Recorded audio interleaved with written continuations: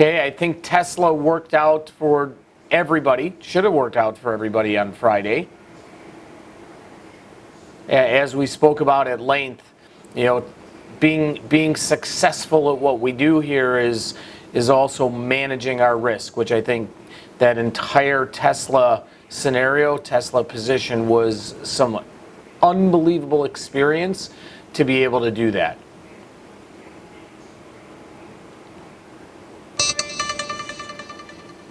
All right, let's see our ZS now. Remember, after the roll, not a matter of obey and disobey, Octavio. It's a matter of risk management, right? It's a matter of risk management.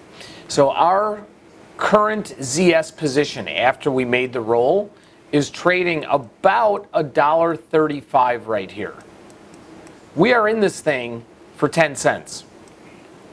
So Todd, are we going to look to take some off? Probably. Yes, and probably at a minimum at least have a stop exit. Want to just kind of let the market settle in here a little bit, not overreact to anything on the opening, and we will more than likely do that.